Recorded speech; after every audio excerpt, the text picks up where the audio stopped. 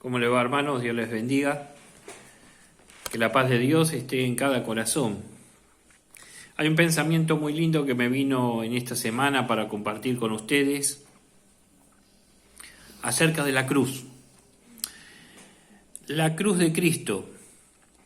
Cristo dijo que cada uno tendríamos nuestra propia cruz. Y quiero hablar acerca de esas dos cruces, pero más algo más específico, que tiene que ver con el efecto o con lo que causa llevar la cruz de Cristo o estar en la cruz de Cristo. A veces pensamos que el Señor no nos escucha, no nos responde, las cosas nos van mal y que Dios dejó de ser bueno con nosotros, que nos ha olvidado, porque nuestras prioridades son cosas que desde el punto de vista humano tienen sentido, tienen mucho sentido, es verdad. Pero la cruz de Cristo es otra cosa. La cruz de Cristo habla acerca de lo primordial que debe considerar el cristiano. Y la cruz de Cristo revela cosas que hay dentro de nosotros y dentro de otros. Y quiero que pensemos acerca de este punto. Por ejemplo, ¿qué significaba la cruz en el tiempo de Jesús? Por lo menos podemos hablar mucho, ¿no? Pero vamos a sacar 3 conceptos acerca de la cruz. ¿Qué revelaba la cruz en el tiempo de Jesús? ¿Qué simbolizaba? ¿Qué expresaba la cruz? La cruz era una sentencia judicial de los romanos, una sentencia de muerte. Así que la cruz, en primer lugar, tenía por finalidad exponer a la persona a la vergüenza pública. Y el reo era crucificado, era totalmente desvestido, desnudo y expuesto a la sociedad. Por supuesto, no dentro de la ciudad de Jerusalén en aquel entonces, sino fuera de la ciudad. Y ahí estaba el reo expuesto con toda su vergüenza hacia el público. La cruz simbolizaba la maldición pública.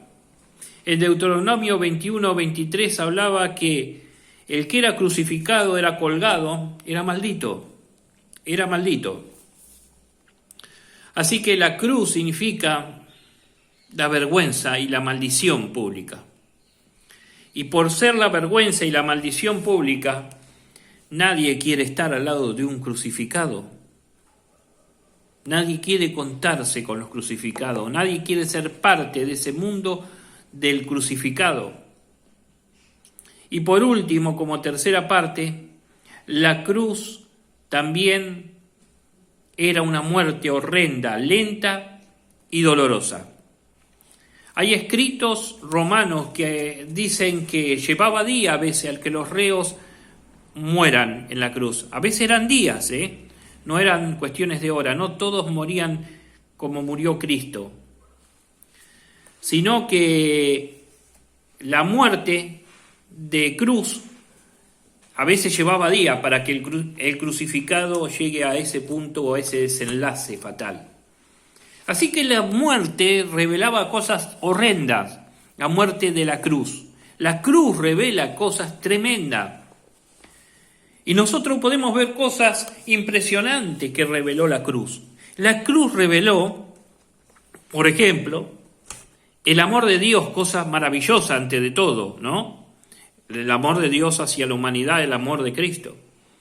Pero también la cruz manifestó y reveló, sacó a luz lo que había dentro de Pedro y reveló la negación de Pedro. Pedro no estaba preparado. Se habló de Pedro esta semana. La cruz también reveló la traición de uno de sus discípulos, de Judas. La cruz reveló la cobardía de sus discípulos. Ninguno de sus discípulos, salvo uno de los muchachos, estaban en esa cruz. Faltaban todos. Nadie quería ser parte del entorno del crucificado. La cruz reveló la ingratitud de aquellos que habían sido sanados, liberados, resucitados por el Señor. Ninguno estaba en la cruz, acompañando al Señor. La cruz reveló también un espíritu burlón, guasón, fantoche de Herodes, que luego de azotarlo se burló de él con los soldados. También la cruz reveló el desprecio del pueblo al gritarle que lo crucifiquen y al pedir que Barrabás sea libre.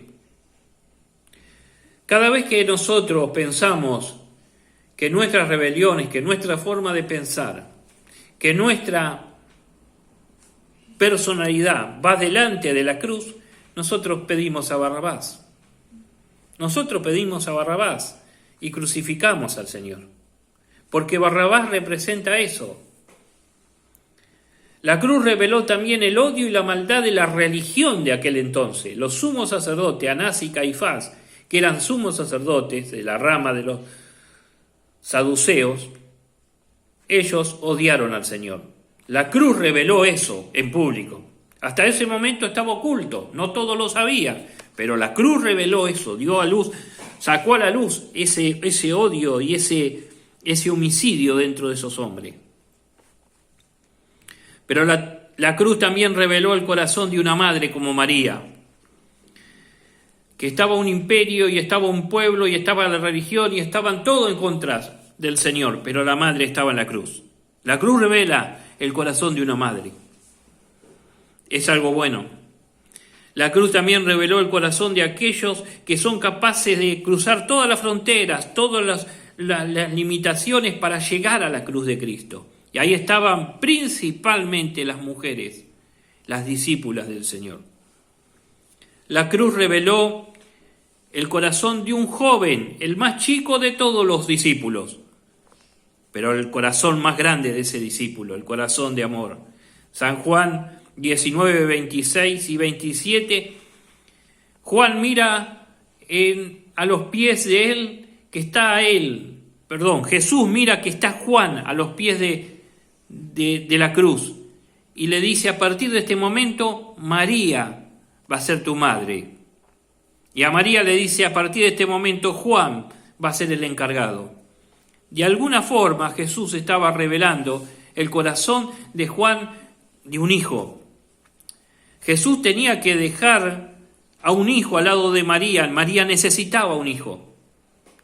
Tenía otros hermanos Jesús, pero necesitaba un hijo espiritual. Y ese lugar lo ocupó Juan por estar cerca de la cruz. El corazón del servicio se revela en la cruz. Lo que Nicodemo y José de Arimatea no se animaron a hacer durante 3 años y medio, que mostrarse en público como seguidores y discípulos del Señor, lo pudo la cruz. Pudo la cruz pudo revelar en ellos ese secreto que había, que la palabra de Dios nos dice que secretamente ellos le seguían al Señor. Así que José de Arimatea y Nicodemo y José de Arimatea fueron y limpiaron el cuerpo de Jesús y lo pusieron en la tumba. Jesús declaró en Mateo 16, 24, él dijo: si alguno, no es para todos, notemos esa diferencia, si alguno quiere venir en pos de mí. Hay muchos que siguen a Cristo como en aquel entonces. A veces las iglesias están llenas de gente que sigue a Cristo, pero la motivación no es la motivación de un discípulo. Por eso Jesús dice: si alguno quiere venir en pos de mí, el primer punto no es tome su cruz y segundo, sígame. No es así. A veces nosotros lo decimos de esa forma, pero no es así. El primer punto es niéguese a sí mismo. Porque para ser un crucificado y para estar al lado de un crucificado debe negarse a sí mismo. El llegar a la cruz de Cristo implica negarme a mí mismo, morir yo para poder acercarme a Cristo, el autor de la vida. Dice, niéguese a sí mismo, tome su cruz y sígame. Esos son los 3 pasos. Por último, cuando llegamos a la cruz, nosotros a esa cruz, encontramos una compañía. En Gálatas capítulo 2, verso 20 dice, con Cristo estoy, dice Pablo, con Cristo estoy juntamente crucificado. Pablo llegó a la cruz y en esa cruz encontró a alguien que había llegado antes que él. Hay canciones, hay poemas, hay predicaciones, hay estudios bíblicos acerca de que Jesús llevó la cruz y le crucificaron. Y es mentira, no es así. Jesús nunca llevó la cruz. Saben que primero caminaba Jesús y llamaron a un hombre que pasaba por aquel lugar, que venía del campo, y le dijeron que cargue la cruz de Jesús y que la lleve. Jesús no llevaba la cruz, porque Jesús estaba débil para llevar la cruz. Entonces hicieron llevar la cruz a una persona que pasaba por aquel lugar. Y cuando llegaron al lugar, cuando aquel hombre llegó a aquel lugar con la cruz de Cristo, encontró a Cristo, quien iba a ser crucificado en lugar de él, y en lugar tuyo y en lugar mío. El lugar lo ocupó Cristo. Por eso Pablo dice, con Cristo estoy juntamente crucificado. Qué preciosa palabra, Gálatas 2:20. Y dice, y ya no vivo yo, porque la cruz significa el fin de la vida. La cruz significa, vuelvo a repetir, el fin de la vida. El que está crucificado sabe que inexorablemente, inevitablemente, su vida se acabó. Entonces dice Pablo, ya no vivo yo, mi yo ha muerto. En Jueces habla acerca de un hombre que era muy poderoso y que era el hombre que era el juez, que era el que se suponía que iba a llevar a la liberación al pueblo de Israel. Ese hombre se llamaba Pequeño Sol, era Sansón, que nosotros le decimos Sonsón. Ese hombre muere de una forma extraordinaria, aunque es una muerte. Porque la palabra de Dios dice que al morir dijo, muera yo con los filisteos. Y dice la palabra, ese día mató más filisteos que en toda su vida. ¿Cuál era el secreto de su vida? Su muerte y la declaración. La declaración es la misma de Pablo. Él dijo, muera yo con los filisteos. Y Pablo dice, yo muero juntamente con Cristo, porque estoy crucificado con Cristo. Por eso dice, con Cristo estoy juntamente crucificado. Y ya no vivo yo, mas vive Cristo en mí. La compañía que encuentro en la cruz es la vida. Ahora esa vida vive en mí, aunque yo esté muerto para otros, pero vivo ahora realmente. Y lo que ahora vivo en la carne, biológicamente está hablando, en la vida biológica, lo vivo en la fe del Hijo de Dios, el cual me amó y se entregó a mí mismo. La cruz revela propósito. El amor de Cristo por mí lo llevó a la cruz. Ese era el propósito. El propósito era de la cruz, no era que Cristo sufriera. El propósito de la cruz es que Cristo salvara al mundo y me salvara a mí y te salvara a vos. Ese era el propósito. Por eso, cuando llegamos a la cruz, se nos revela el propósito de la salvación. El propósito de la salvación no es que tengamos el mejor auto y la mejor empresa y el mejor trabajo. No, el propósito es que seamos salvos, la eternidad con Cristo. Ese es el propósito de la cruz. Segundo, la cruz revela dirección. Lo que ahora vivo, dice en la carne, lo vivo en la fe del Hijo de Dios. ¿Te das cuenta? ¿Te das cuenta de esto? La fe, antes de venir a Cristo, tenía otra dirección. Adorábamos a María, teníamos fe en el numerito que jugábamos en la lotería del gordo de Navidad y la quiniela y San Pantaleón y demás santos. Nuestra fe no estaba direccionada. Ahora nuestra fe, por estar en la cruz, dice Pablo, tiene una dirección. Y la dirección es la fe Lo que vivo ahora en la carne, lo vivo en la fe del Hijo de Dios. Hijo de Dios está en mayúscula. Nuestra fe tiene que estar en la persona de Cristo. Entonces ahí se nos revela la dirección. Y luego dice, la cruz revela la gloria absurda que puede haber en el ser humano. ¿Pero para quién? ¿Absurda para quién? Absurda para el mundo. En Gálatas capítulo 6, que es el texto base, dice, pero lejos esté de mí gloriarme, sino en la cruz de nuestro Señor Jesucristo, por quien el mundo me es crucificado a mí, y yo al mundo. Cuando comprendemos lo que significa ser un crucificado, ser uno más en la cruz, nosotros nos damos cuenta que hay dos lugares que terminan por destruirse. Primero, mi lugar en el mundo no tiene más significado, ha muerto. Yo para el mundo paso a ser un absurdo, paso a ser alguien que ha muerto, dice Pablo. ¿Qué significa esto?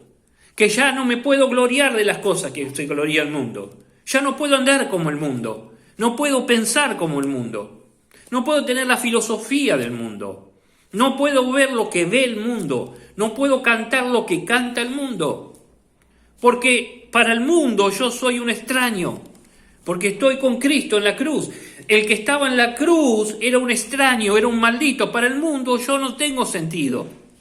Es absurdo. Pablo dice, mi gloria no está en lo que sé, no está en lo que digo, no está en el apostolado. Mi gloria no está en lo que consigo, en lo que voy a llegar a conseguir. Mi gloria está en Cristo. Esa es la gloria. Mi gloria está en la cruz de Cristo. La cruz que es el desprecio, la cruz que fue la maldición, la cruz que es lo que apartaba y que nadie quería acercarse al crucificado. Ahora, para Pablo, dice, esa es la gloria que encontré, el tesoro más grande que pueda haber en la eternidad, no está en la sabiduría del mundo, está en lo que el mundo cree que es una maldición, en lo que el mundo le escapa, en la muerte de Cristo, en la cruz. Por eso la cruz es algo grandioso, hermano. Por eso que a veces al no predicar la cruz estamos entreteniendo a la gente. El mensaje de la cruz lo va a hacer libre. Porque hay personas que siguen fumando y no pueden dejar de fumar. Porque no han sido crucificados con Cristo. Porque hay personas que no pueden despegar de sus pecados y están viviendo como vivían en el mundo, esclavos del mundo, esclavos del pecado. ¿Por qué? Porque no se han crucificado en Cristo, porque no han sido parte de la cruz de Cristo. Pero cuando nosotros podemos negarnos a nosotros mismos, porque para ir a la cruz hay que negarse, hay que hacerse absurdo al mundo, hay que tomar la vida que Cristo dice que tomemos. Por eso, para un crucificado, por último, debemos decir que un crucificado no tiene las prioridades que tenemos nosotros. Un crucificado no está preocupado si mañana, cuando termina la pandemia, si va a tener o no tener trabajo. El crucificado no tiene la preocupación de si voy a poder o no cambiar el auto, si voy a poder comprar eso que estaba esperando durante toda mi vida y hacer el viaje de mi vida. Esas no son las prioridades de un crucificado. Las prioridades de un crucificado es lo que cuenta allí en Lucas en el capítulo 23. Las prioridades de ese crucificado al lado de Cristo es solamente un recuerdo, un pensamiento. No pedía tampoco, Señor, bájame de la cruz, Señor, libérame del sufrimiento, Señor, dame lo que tenía antes, dame el trabajo, dame todo lo que tenía. No, lo que le dijo el crucificado que estaba al lado de Cristo, le dijo, acuérdate de mí cuando estés en tu reino. Una sola cosa ese hombre había escuchado y había entendido. Y él pensaba religiosamente que como él estaba crucificado, él no tenía derecho a llegar ahí, a ese paraíso, a ese reino. Pero lo sorprendió Cristo, porque las mayores sorpresas no están en la vida común, las mayores sorpresas están en la cruz de Cristo. Lo sorprendió Cristo al decirle: no solamente voy a recordarte, sino que le dijo: hoy estarás conmigo en el paraíso. Hay dos lugares en la cruz. Uno es de un crucificado que está al lado del Señor, que no entiende nada. Y lo único que le dice al Señor: libérate tú y libéranos a nosotros, si es así como dices. Es lo que escucho a veces, ¿no? Si yo soy cristiano, ¿por qué el Señor no me da esto? ¿Por qué no me cura esto? ¿Por qué no me hace esto conmigo? ¿Por qué no me...? No. El que entendió era el otro crucificado, el que estaba del otro lado. Ese entendió. Entendió que su prioridad no tenía que ver con la vida biológica, tenía que ver con la vida eterna. Tenía que ver con la vida eterna. Porque ahora, dijo Pablo, no vivo más yo, sino que Cristo vive en mí. Y le estoy crucificado al mundo, y el mundo me es crucificado a mí. No entiendo, como muchos cristianos, no lo voy a entender, no entiendo y no lo voy a entender, como muchos cristianos todavía no aceptaron vivir en la cruz de Cristo. La cruz de Cristo es negación, la cruz de Cristo es algo absurdo para el razonamiento humano. ¿Has notado que ya no se habla de la cruz?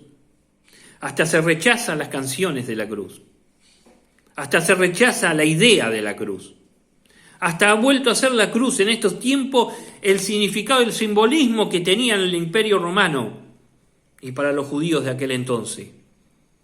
No solo morir, los judíos pensaban, no solo que este hombre muere mal, sino que no tiene la honra de ser apedreado. Una vez lo quisieron apedrear a Cristo en Nazaret y no pudieron. Sino que ellos dijeron, no solamente eso, sino que muere con la muerte de un romano, de los gentiles, peor todavía. Pero ahí estaba la gloria. Ahí está la gloria. Oremos al Señor. Querido Dios, en el nombre de Jesús, venimos delante de ti y comprendemos, Señor, que este es un tiempo muy difícil y que hay cosas que están pasando y que hay cosas que nos están faltando, que hay dinero que no lo podemos ver, no lo podemos tener en este momento, no tenemos familiares a nuestro lado, muchos están solos, Señor. Señor, muchos están enfermos, muchos están pasando por momentos difíciles, pero la prioridad, Señor, es estar a tu lado. Es que tú vivas otra vez en mi vida y estar crucificado a los deseos del mundo.